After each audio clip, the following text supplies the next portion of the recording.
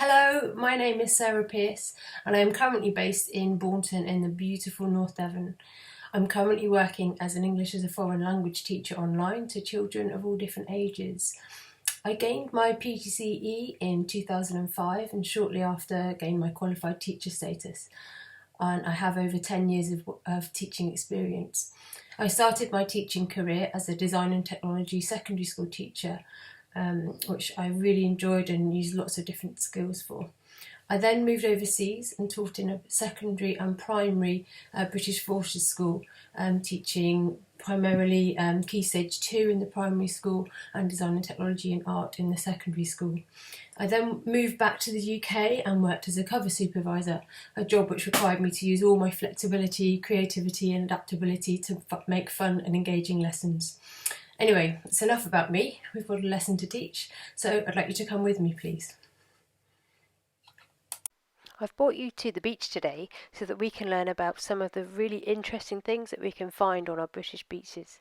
Hello, I'm here at Saunton Beach, a UNESCO Site of Outstanding Natural Beauty for our lesson today. The beach can be a really fun place, but it also contains a lot of natural hidden treasures we're going to learn about today. Saunton is a tidal beach. This means that the tide comes in twice a day and then goes out again. The tidal range of this beach is 8.5 metres. That means that the height of the sea increases to the size of a house. I would not want to be here then. When the tide goes back again, it leaves behind it some water in all the little nooks and crannies in the craggy rocks on the side of the beach. And in these rock pools we can find a whole host of sea life that get caught in there while the tide is out. But don't worry, when the tide comes back in again, they go back out with it. The tide is controlled by the moon. When we have a large full moon, the tide is higher. It acts as a magnet pulling the sea towards it. When the moon is smaller, the tide is also smaller. Small tides are known as neap tides, and they occur twice a month, and larger tides are called spring tides. Okay, so we've come to this rock pool here, and already we can see a whole ecosystem of life. We've got jellyfish with tentacles, so you've got to be careful. We've got shrimp swimming, I'm not sure if you can see them, and we've got whelks crawling around all over the place on here. There's a whole life system in here of seaweed and all sorts of things. During my visit to the beach today, I was lucky enough to see hundreds of these moon jellyfish.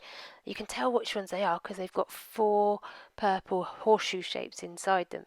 A very common sight on British beaches is these. These blue shells are mussel shells, and they contain mussels when they're closed together. These common shells are called razorfish shells. They're called this because the shape of them looks like an old-fashioned razor. You must be careful when treading on these. This item is a cuttlefish bone. You may have seen them on the beach before. They're actually the spine of a cuttlefish, which actually look more like jellyfish than a fish. When we look behind our beach, we see some sand dunes, and these sand dunes are covered in this green, long grass called marron grass. This grass is really important for preserving our beaches because it holds the dunes together.